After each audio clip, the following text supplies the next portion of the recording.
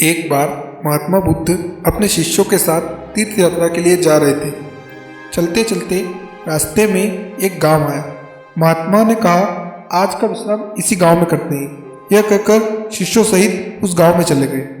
गांव के लोगों ने महात्मा को देखा तो बड़े प्रसन्न हुए और महात्मा के लिए बहुत अच्छा आसन लगाया। सभी अपने अपने घरों से अच्छा अच्छा पकवान बना कर लाए। रात होने पर सभी बच्चे बड़े स्त्रियां महात्माओं के पैर दबाने लगे और आराम से बैठकर ज्ञान की बातें सुनते रहे। सुबह हुई तो महात्मा बुद्ध ने गांव वालों से कहा, अच्छा आप हम चलते हैं, आप सभी हमें जाने की अनुमति दें। गांव वालों ने कहा, महाराज एक दिन तो और रुकिए। लेकिन महात्मा ने कहा, नहीं बच्चों, अब हम जाते हैं, कभी फिर आएंगे। यह कहकर महात्मा चलने लगे और चलते हुए महात्मा बुद्ध ने गांव वालों को वरदान दिया और कहा, सब के सब उजड़ जाओ। यह वरदान देखकर महात्मा चले जाते हैं। चलते चलते शाम हुई तो महात्मा एक दूसरे गांव में पहुंचे। वहां पहुंचते ही बच्चों को बड़ा सा झुंड दौड़ा आया और महात्माओं को चारों तरफ से घेर कर कोई मिट्टी फेंकता है तो कोई कीचड़ फेंकता है और सारे शोर मचाने लगे।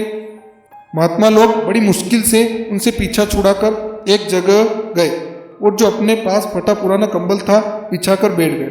काफी देर बाद गांव के कुछ बड़े व बूढ़े आए। वे सब भी महात्माओं को देखकर हंसने लगे और मजाक उड़ाने लगे। एक जवान ने तो महात्माओं का कंबल ही छीन लिया और कहा, इनके क्या काम आएगा, कम से कम मेरी भैंस तो उड़ेगी।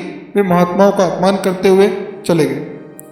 महात्माओं ने भूखे प्यासे रहते हुए बड़ी मुश्किल से रात बिताई। सुबह होते ही महात्मा चलने लगे और चलते हुए महात्मा बुद्ध ने गांव को वरदान दिया कि सब के सब बसे रहो। गांव से काफी दूर जाने के बाद जंगल में एक तालाब आया और कुछ फल के पेड़ नजर आए तो महात्मा बुद्ध ने कहा, बच्चों यहाँ थोड़ी देर विश्राम करते हैं। वहाँ महात्मा लोग फल खाते और तालाब का शीतल जल पीते हैं। तब तक शिष्य ने कहा, महात्मा क्षमा करें, हमें एक बात खटक रही, आप नाराज ना हो तो हम पूछ सकते हैं। तब महात्मा बुद्ध ने कहा, बोलो बच्चों, क्या जानना चाहते हो।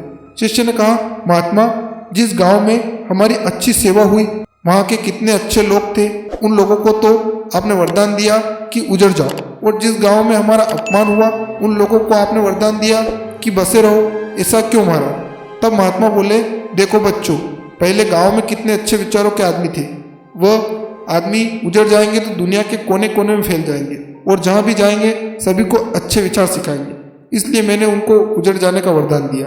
और जो दूसरा गाँव था वहाँ के लोग पापी व बेवकूफ़ थे। वे जहाँ भी जाएंगे तो अन्य लोगों को पाप व अन्याय करना ही सिखाएंगे, इसलिए उनका एक जगह ही टिका रहना ठीक है। इसी कारण मैंने उनको वरदान दिया कि बसे रहो। महात्मा की बात सुनकर सभी शिष्य अत्यधिक प्रभावित हुए।